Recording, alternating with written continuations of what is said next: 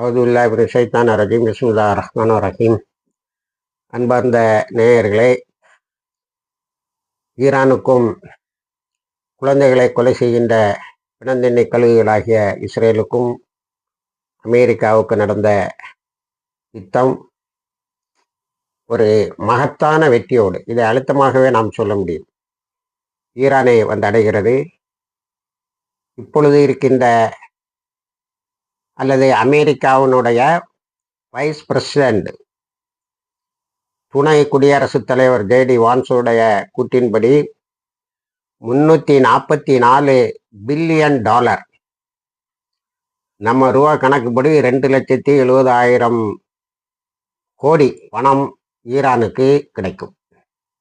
JD வான்ஸ் CBS என்ற பிராட்காஸ்டருக்கு கொடுத்த பேட்டியில் கேள்வியை நேரடியாகவே கேட்கிறார். 300 பில்லியன் தாரதா ஒத்துக்கிட்டு இருக்கலாமே அப்படின்னு. அது இந்த லார்ஜர் கான்டாக்ட்ஸில் ஈரானை கட்டி எழுப்புறதுக்கு அப்படி இப்படின்னு சொல்லிட்டு கொடுப்பது உண்மைதான் என்று சொன்னான். அடுத்தது $24 பில்லியன் நீங்கள் ப்ரீசன் அசட்ஸ், அதாவது சேர்த்து வைத்திருக்கக்கூடிய, அதாவது தேக்கி வைத்திருக்கக்கூடிய ஈரானுடைய சொத்துக்களை விடுவிப்பதாக ஒத்துக்கொண்டு இருக்கிறீர்களா? ஆமாம் என்று பதில் சொல்லுகிறார். அது அவர்களுடைய சொத்து, ஓவர் த இயர்ஸ் அங்கே வந்தது இங்கே வந்தது அப்படி இப்படின்ட்டு நாங்கள் விட்டுருவோம். அது 2,324 ஒரு $20 பில்லியன். நேற்று நான் இந்து பத்திரிகை ஆதாரமாக காட்டி உங்களுக்கு சொன்னது $344 பில்லியன் கிடைக்கிறது. அது இஸ்ரேலுக்கு பெரிய வைத்தறிச்சலாக இருக்கிறது. அதை விட நம்மவர்கள் சிலருக்கு இங்கே மிகப்பெரிய வைத்தறிச்சலாக இருக்கிறது. தாங்க முடியவில்லை. ஆனால் நீங்கள் தாங்கித்தான் ஆக வேண்டும், வேறு வழி கிடையாது. ஒட்டுமொத்தமாக சரண்டராக இருக்கிறது அமெரிக்கா என்பதுதான் இதில் உண்மை. அடுத்து இதை எப்படியாவது குலைத்து விட வேண்டும் என்று இங்கே உள்ள சில ஊடகங்கள் என்னவோ தெஹ்ரான் வீதி முழுவதும் ஒரு பெரிய போராட்டம் நடந்ததாகவும், அந்த போராட்டத்தில் ஈரான் தோற்றுவிட்டதாக அவர்கள் அறிவித்ததாகவும் ஒரு செய்தி. உலகமே ஈரான் மக்களுடைய பொறுமையையும் அதனால் அவர்கள் பெற்ற வெற்றியையும் பாராட்டி கொண்டு இருக்கிறது. நேற்று நான் வைகரை வெளிச்சம் அபிஷியல் சேனலில் ஒரு செய்தியை போட்டிருக்கேன். அது பரவலாக பெரிய அளவில் வழக்கத்தை விட மாறாக 2 மடங்கு அதிகமாக நேயர்கள் பார்த்திருக்கிறார்கள். அதில் அவர்களுடைய இரையச்சம் எந்த அளவுக்கு அவர்களுக்கு வெற்றியை கொடுக்கிறது என்பது. நீங்கள் ஈரான் உடைய இந்த ஒப்பந்தத்தில் மிக முக்கியமாக கவனிக்கப்படுவது, அல்லது அமெரிக்கா பீட்டிக் கொள்வது, யுரேனியம் என்ரிச்மெண்ட் பண்ணலாம், ஆனால் அணு ஆயுதத்தை தயாரிக்கக்கூடாது. இதை இந்த காணொலி முழுவதும் நாம் சொல்லி கொண்டு இருக்கிறோம். ஈரான் என்ரிச்மெண்ட் எங்களுடைய உரிமை, அதை நாங்கள் எந்த நிலையிலும் விட்டு கொடுக்க மாட்டோம், அழிவே வந்தாலும் விட்டு கொடுக்க மாட்டோம். ஆனால் அணு ஆயுதத்தை நாங்கள் தயாரிக்க மாட்டோம். காரணம், எங்களுக்கு அதில் ஒரு ஃபத்வா இருக்கிறது. எங்களுடைய நாடாளுமன்றத்தில் நாங்கள் ஒரு முறை விவாதித்து விட்டோம், இன்னும் பல முறை விவாதிக்க இருக்கிறோம். நம்ம கணக்குப்படி அவங்க ஏற்கனவே வச்சிருப்பாங்கிறதா. அது அண்மையில் ஈரானுடைய மேற்கு பகுதியில் ஏற்பட்ட ஒரு சின்ன நிலநடுக்கத்தை கூட ஈரான் ரகசியமாக அணு பரிசோதனை செய்து விட்டதோ என்று எல்லோரும் ஆச்சரியப்பட்ட செய்தியை உங்களுக்கு நாம் சொன்னோம். அப்போ இந்த வெற்றியை, ஈரானுடைய இப்பொழுது இருக்கக்கூடிய வெற்றியில் இந்த அணு ஆயுதத்தை ஒரு ஃபத்வா மூலம் அவர்கள் தெரிந்து வைத்திருக்கிறார்களே தவிர, அதை ஒரு ஒப்பந்தமாகவும் அதை ஒரு வெற்றியாகவும் அமெரிக்கா கொண்டாடுவது முட்டாள்தனம் என்பதை நாம் இங்கே சுட்டிக்காட்ட வேண்டும். அடுத்தது, இன்று காலையில் வெஸ்டர்ன் மீடியா எல்லாமும் பொருளாதார தடையை அப்படியே தான் இருக்குமா, பொருளாதார தடையே முதல்ல நீக்கணும்னு சொல்லி தான், பிரைமரி அண்ட் செகண்டரி, அதுதான் எக்ரிமெண்ட். ஆனால் மெமரண்டம் ஆஃப் அண்டர்ஸ்டாண்டிங் இன்னும் ஃபுல்லாக இந்த சில பகுதிகளை தவிர இன்னும் அது தெளிவாக வெளியே வரவில்லை. ஈரான் என்ன சொல்லியிருக்கீங்கன்னா, நாங்கள் அமெரிக்காவை நம்பலை, அதனால இந்த எக்ரிமெண்ட்ல நாங்கள் ஒரு கிளாஸ் வச்சிருக்கோம், ஒரு தனி பிரிவு வச்சிருக்கோம், சஸ்பென்ஷன் கிளாஸ் என்று அதற்கு பெயர்.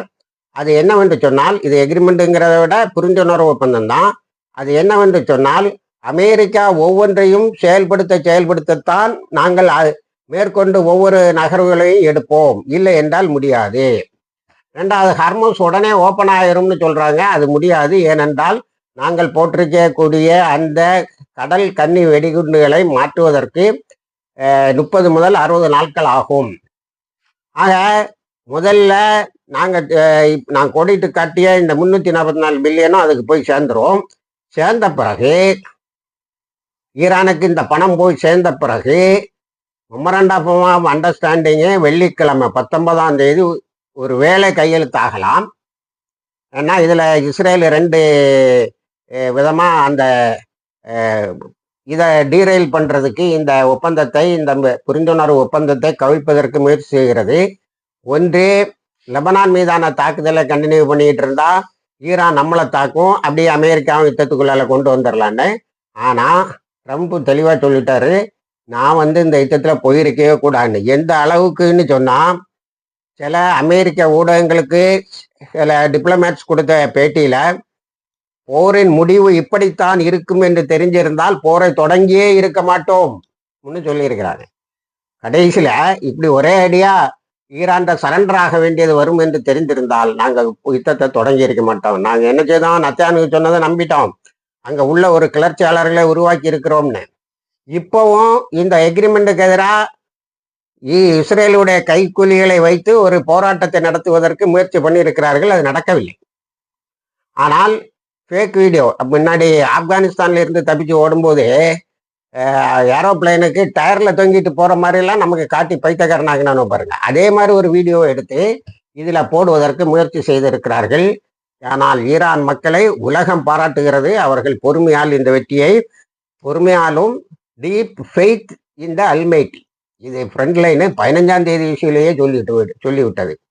ஆக இது ஒரு பெரிய வெற்றி. இந்த வெற்றியை இப்போ எப்படி பார்க்கணும்னா, நம்ம ஆப்கானிஸ்தானில் இவர்கள் அடைந்த மகத்தான தோல்வி, இறை நம்பிக்கையாளர்களிடம் இறைவனை மட்டுமே முன்னிறுத்தி போராடிய, ஆயுதங்கள் இல்லாத, அணு ஆயுதம் இல்லாத, ஏன் போதுமான அளவுக்கு அந்த நாட்டிலே கூட ஆதரவு இல்லாத நிலையில் தொடங்கிய தாலிபான்களினுடைய போர் 20 ஆண்டுகளுக்கு பிறகு மகத்தான வெற்றியில் முடிந்தது. அதே போல ஈராக், இதை இப்போ இஸ்ரேலி மீடியா, அமெரிக்க மீடியாவில் உள்ள எதிர்கட்சிக்காரர்கள் சொல்லாங்க, ஈராக்கில் எப்படி தோத்தமோ அதை விட கேவலமா இப்போ ஈரான்ல தோத்து போயிட்டோம்.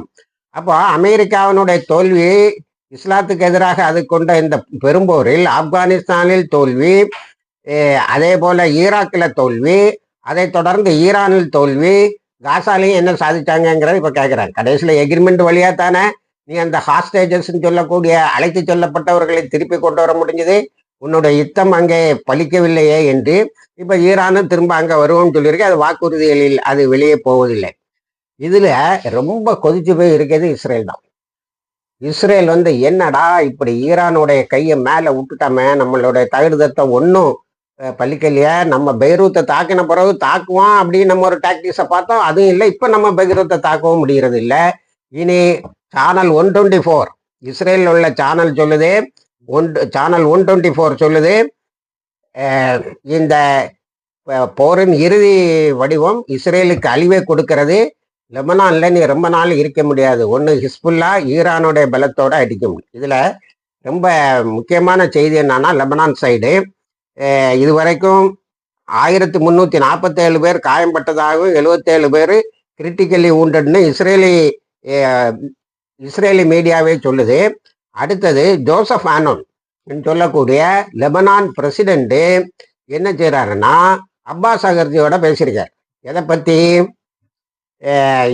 லெபனானுடைய ஸ்டெபிலிட்டியை பற்றி. ஸ்திரத்தன்மை வேணும், லெபனான்ல இருந்து அதனுடைய சாவர்னிட்டி பாதுகாக்கப்பட வேண்டும், அதனால லெபனான்ல இஸ்ரேல் ஆக்கிரமித்து வைத்திருக்கக்கூடிய பகுதிகளை அதிலிருந்து அது வெளியேற்றப்பட வேண்டும் என்பதை பேசியிருக்கிறார். நான் உங்கள்ட்ட ஏற்கனவே சொன்னேன், சிரியாவும் லெபனானும் பார்டரை பற்றி பேசி சொன்னேன்.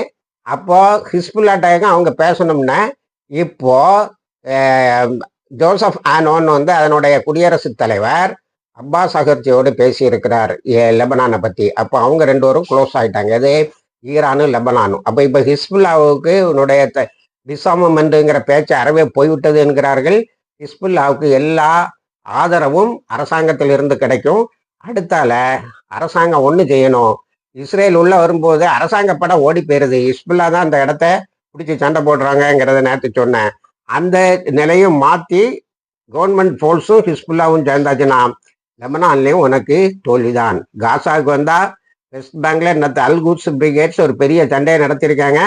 காசால இப்போ போராளிகள் தங்களுடைய இதை நடத்தி வச்சிருக்காங்க. இந்த ஒப்பந்தத்தை பாராட்டி இருக்காங்க. ஈரானுக்கும் அமெரிக்காவுக்கும் வந்த ஒப்பந்தத்தை பாராட்டி இருக்கிறார்கள். அடுத்தது நாங்கள் எப்படியும் காசாவையும் விடுத்து விடுவோம், ஈரானின் உதவியோடும் அல்லாவின் உதவியோடும் என்று சொல்லியிருக்கிறார்கள். இணைந்திருங்கள், தகவல்களை தருகிறோம். வாஹிர் தவான் அல்ஹம்துலில்லாஹி ரப்பில் ஆலமீன்.